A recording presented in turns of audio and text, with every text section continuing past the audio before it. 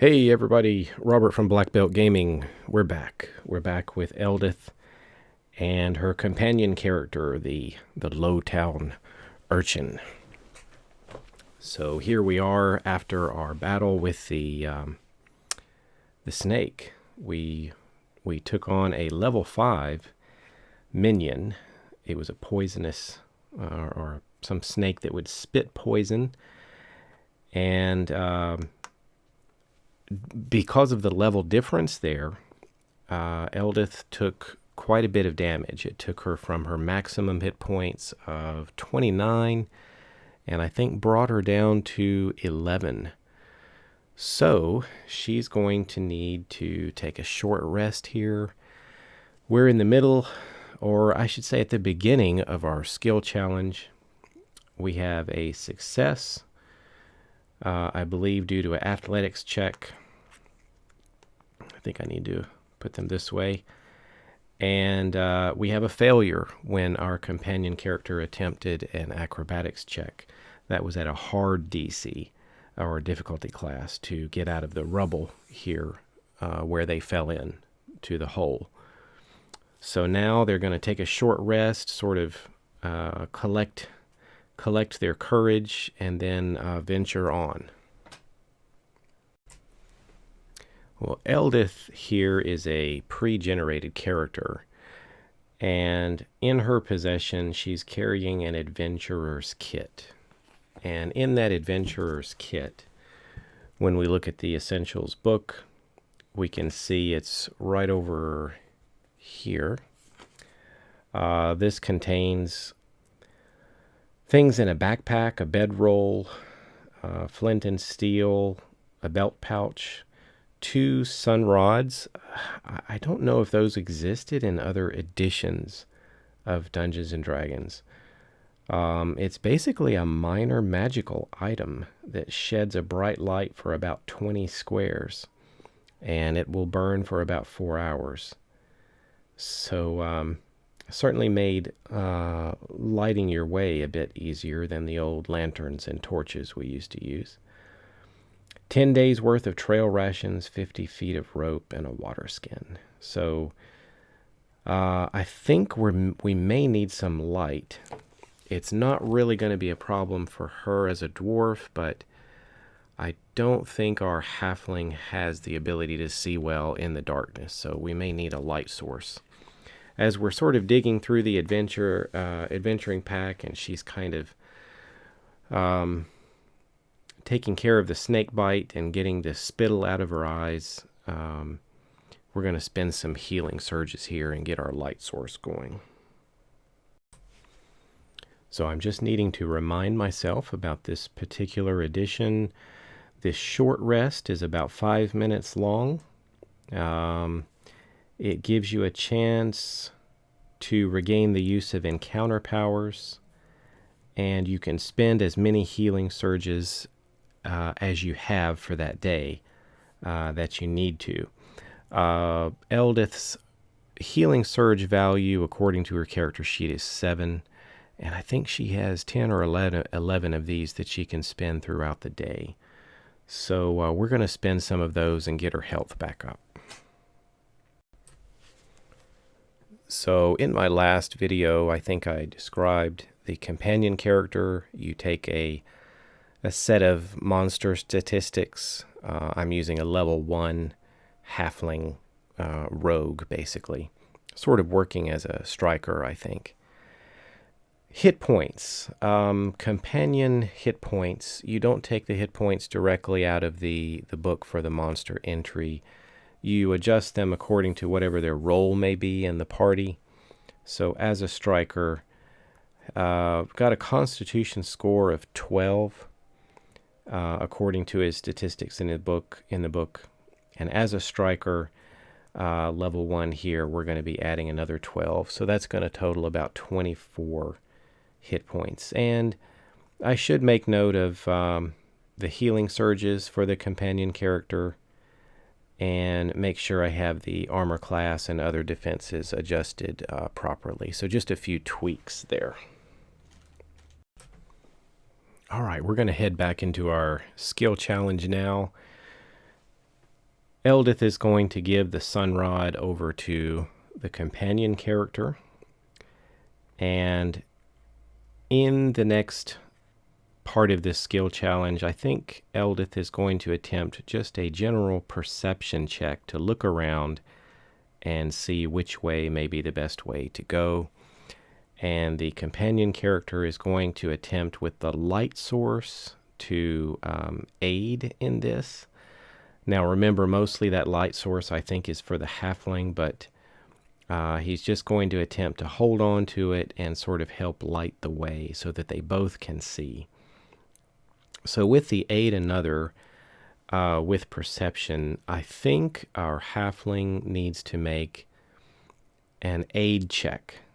And I think if he passes, and he just needs to score a 10 on a perception check, if he passes, it will give a +2 bonus to Eldith. And if he were to fail, it would be a -1, I think, to her check. Let me know if I have that wrong. But let's see how...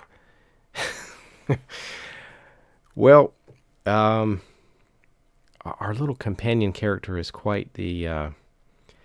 He's bringing the humor into the adventure, let's say. We already had him fail his acrobatics check, which attracted the our last little encounter with the poisonous snake. This time he is holding on to the sunrod and drops it, and it makes a clatter on the ground. That's not going to add a failure to us, thank goodness, but it is going to annoy and sort of distract Eldith from her own perception check. So thank goodness that wasn't a full check for him. So now she's going to make her perception roll. We're trying to get a moderate DC of 12. And she's going to make this perception roll with only a +1 bonus. So that's going to be negated. So it's just a straight roll. And it is just not enough. She gets an 11. That slight disruption from our sidekick has caused us to get a second failure. So we didn't beat the moderate DC. So that's a second failure in the skill challenge. We're having trouble finding out which way is the best way to get out of here. All right, so continuing with our failure, Eldith and the companion character decide to see what's down this way. So we're going to put down another tile here, just sort of at random. And they think perhaps this is the way to go. And they're starting to move into this direction. But as a penalty for the failed skill challenge, we're not going with the full effects of the failure, but sort of a failure along the way. I'm going to draw an encounter card this time, not a monster card, but an encounter card, and try to play off of the encounter card the best I can. So let's see what we draw. It's a deep tremor. So it says a deep tremor shakes the dungeon as rocks fall from the ceiling. And it's an attack on the heroes. So kind of a cave-in here as our characters are moving along and scouting out to see if this is the possible way to an exit. Rocks fall. Well, this is out of the Essentials Dungeon Master's book. It is a level 1 hazard, and it might be a good fit for what we have going on here, a rock slide. So we didn't detect it, so I'm just going to go ahead and move forward with it going to make its attack. So let's see how we may want to do that. It says when it is triggered, the rock slide rolls initiative. That's interesting. Between the trigger and the rock slide's attacks, characters in the area know that the rock slide is beginning. So it's going to make its attack. So I guess Does that mean if you win the initiative, you can actually move out of the area? I wonder. Well, I guess we'll play it out that way. It's like I said, it's been a long time since I've played 4th edition. Played it back with my students years ago. But I think we're going to roll initiative for everyone, with Eldith being the white die, her companion being the black one, and the red die being for the trap or the hazard here. And let's see what we get. It looks like perhaps I guess the one who triggered it would have been Eldith. She's the one who actually failed the skill challenge roll. So maybe it's targeting her square. Why don't I'll put her on the burnt square here, and we'll put the companion in the front with the sunrod. So he's got a 17, and I think with a bonus, I believe he gets about a +5 or so. So he's doing quite well, up over 20. So definitely has a chance to react, I guess, before the trap is fully going to make its attack. Not so good for Eldith. She's not going to be able to avoid this, but the trap would be next. So companion character is able to scurry out of the way ahead, and the rocks make their attack on Eldith. So let's see how this is going to work.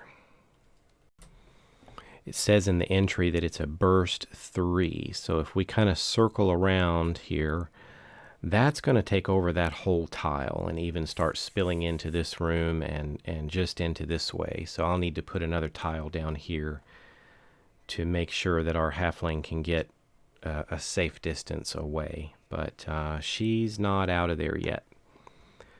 So that's the range of this thing. And it's going to attack +4 versus reflex. So let's take a look here at Eldith. Her reflex defense is a 13. That's according to the pre-generated character here. So that's going to be a hit. So 16 plus its 4 is going to hit for 2d6 plus 6 damage.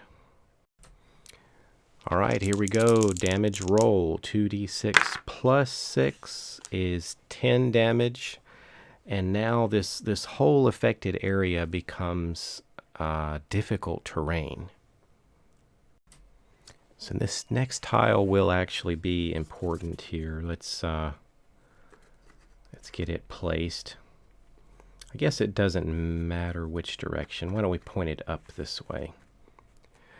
And we're talking about a burst 3. So centered here, 1, 2, 3. So the halfling was able to get out of there with his move. I think his move is his speed is 6, so he was able to get out of there. 1, 2, 3, 4. He's over here in the corner with his sunrod, watching his companion get pounded by rocks. She's hit for 10 damage, and now it is her turn in the initiative. So she has to attempt an action to get out of here. So that's going to be movement, but movement is difficult terrain. So to get out of here, it costs 1 extra square per step. So with a movement of 5, that's going to be 1, 2, 3, 4. And she's trying to get out of this, but that's as far as she can go. She has 1 point of speed left, but it's not enough to get her out of this range. Remember, it has a burst of 3. It's going to cover all the way out to here. So she's facing the potential of another attack. But what we need to do as we head through and sort of recycle the round is we need to see if the trap recharges, if there's more rocks that are going to come down. All right, so we're looking at the recharge here is a 4, 5, or 6. Let's see what happens. It is a 2. That is a failure to recharge. So the interesting note here is that if it fails to recharge, the rock slide is over. So the damage has been done. It's probably just additional cave-in damage from how the two of these entered into the passages in the first place.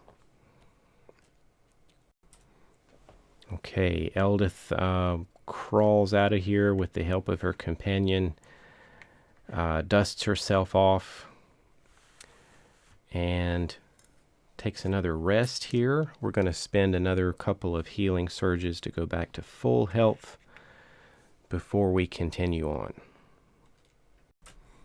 All right, we're back to our skill challenge, and Eldith is going to attempt one of the great skills of 4th edition, the Dungeoneering check. This is based on wisdom, and it allows you to find your way through underground complexes and navigate winding caverns and other such things. She has a +3 in Dungeoneering. So what we're going to do is probably have our companion character here again attempt the aid action. So let's give his a roll first. He's got a natural 20, so isn't that great? So he actually does help this time. It's going to give a +2 on her roll. Sorry, I rolled that off camera. Let me roll that right here. This is her check. Dungeoneering +3. Let me double check my DC. I think I remember it's a 12. We're shooting for a 12. So here we go. We're going to get +5 to this roll. And we rolled a 3. So that totals an 8, which brings us to our 3rd failure. So let's see how we're going to handle this. All right, I think this time we're going to go again with the encounter deck, and then we'll get to the full results of the failed skill challenge. So encounter deck, we have an event, Unbearable Heat. The volcanic vapors that fill the tunnels slowly wear down your endurance. So that's pretty easy. We can say as a penalty here, we need to look at losing some healing surges. Oh, that was my alarm. Why don't we try this way?